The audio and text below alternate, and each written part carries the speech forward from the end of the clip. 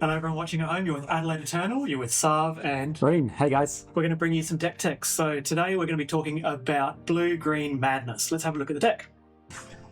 This is a blue-green tempo deck. Now, if you've played any kind of tempo deck in the modern era where you've got Delver of Secrets, Dragon's Rage Channeler, and so on, none of those awesome cards exist. So instead, we've got bad cards. Oh my gosh. Premodern's all about like bad creatures and good spells, and you get the really, really good spells that you'll be familiar with, like Daze, and this is all about protecting threats. The difference is the threats are not very good.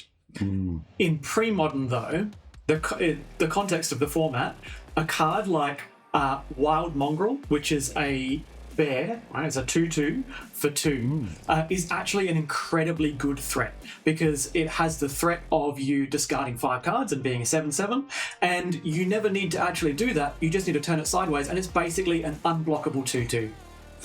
The other threats that you have are Basking Root Whaler, which is a very good turn 1 play off Careful Study. So you've got this synergy in between cheap threats or free threats in the case of Basking Root Whaler's Madness, ways to discard said cards like Careful Study, which you can do on turn 1, or Frantic Search, which you can do later in the game, but it's free. Oh yeah. And then you've also got the discard built in itself on one of the threats in Wild Mongrel and Aquamoeba. Aquamoeba attacks as 3 power, which is really good. It also blocks as 3 toughness, which is very important in a format we've got goblins. Yeah. Then you've got your counter spells, like we said, Daze before, but also you've got cards like Circular Logic. Circular Logic doesn't see much play in other formats, and in Premodern, in Madness, it's incredibly good. It's usually a hard counter spell for 1 mana when you've got one of your discard outlets out, such as Aquamoeba or Wild Mongrel, which is why you're playing 8 of those. You can play it in Psychotog as well. It's quite good. Yeah, because usually Psychotog you're filling your bin as well, so Circular Logic is another hard counter in that deck too. I love it. Now, there's a couple of little items that just, aside from the glue, they're a bit of the spice that bring the deck together. You've got cards that are really good for discarding, but you generally don't want to play the front half of it. So, for example, Roar of the Worm, you'll never get to 7 mana, but you'll always have it in the graveyard ready to cast on 4. That's insane. A 6/6 for 4 mana? In this format, that is. Wow. It's hard to top that. Then you've got cards like Wonder, and Wonder, you want that in the bin because it allows you to Alpha Strike. It is also one of these surprise cards where at the end of their turn, they think that they're fine, they're ready with their blockers, and then on your turn, you just discard your Wonder to your Wild Mongrel.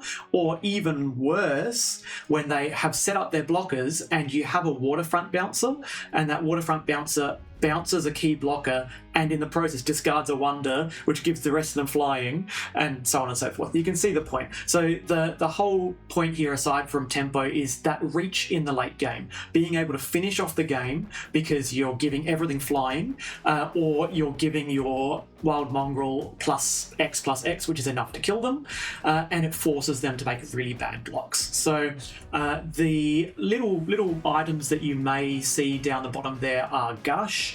Now, Gush is it's a powerhouse in almost any format where you can play commons, but is banned in others like Legacy or whatever. So you can't afford to play the full 4 Gush in this deck, not only because of the fact that your tempo plan means you need a certain number of threats in the deck, but also because the mana base is not good. Now, in Premodern, enemy coloured mana bases just fundamentally are not great because you only have 1 Pain land, and then after that you have to choose kind of sketchy cards to play, like City of Brass and so on, which is really bad in a format. So painful. You've got Burn, and Burn's one of the best decks. So all of that put together, there's one little flex slot in there, and that is Intuition. You can play it, or you don't have to play it. Now, Intuition is really, really good at getting, 3 cards with the same name, but it's also really good at getting a Deep Analysis, a Roar of the Worm, and another card like a Wonder, and then they just have to give you the Wonder because it's the worst. It's a card they don't really want to pitch, or they have to give you the Roar of the Worm, and then you go, that's fine, I already had another discard outlet. So it's a really, really useful card to play mind games with your opponent, but it's not necessary. You can just go all in on the tempo plan. Now, the sideboard is a mixture of things that just are silver bullets for cards in the format. So you have Naturalize, which is essential, and Tranquil Domain. Enchantments are very, very good in this format. Artifacts are decent as well. Then you've got your Blasts, which are against your opposing red decks. Occasionally you might play a Chill if you want to really hedge against the red decks, or you can play more Blasts. And then you've got Tormod's Crypt, and that's really useful against Replenish and other decks that use the graveyard. Annul's also universally good in this. It's really good, isn't it? Like pretty much any deck that has blue in it, you're wanting to play Annul's because you actually have lots of targets. So it's a really good sideboard card for blue decks. Yeah, especially when you're on the draw and you've got one blue mana open. Yeah. It's really key to being able to counter their survival on the play or something along those lines. Now we'll look at some other variations of this deck, which might be a little bit more budget friendly, but I do want to call your attention to the fact that this deck is relatively cheap. In the grand scheme of decks in all formats, it's relatively cheap. It's looking at about the $700 mark, I think it is. Yeah, $698. Yeah. Keep in mind that money is pretty much all in on Gilded Drake, which is a reserved list card. And Gilded Drake does shenanigans when you're already wanting to play Waterfront Bouncer because you don't have any removal in this deck. You don't have like a black sources of removal or red source of removal. So Waterfront Bouncer gets rid of blockers, which is great. And you can combo that with Gilded Drake. You can take their best permanent, then you can Waterfront Bouncer back your Gilded Drake and take their next best permanent, and so on. So that is an option if you want to go down that route. And same, Intuition is one of these card advantage sources, but you can just play like another Frantic Search in that place. So let's have a look at a budget version of this. That sounds good. So here is literally the deck we were talking about, taking out the Intuition, taking out the Gilded Drake, and instead playing other cards in their place, like that Frantic Search, and you have a little bit more flexibility in your sideboard, so you can play any choice of your flex slot, like Phyrexian Furnace is a very good flex slot if you want it.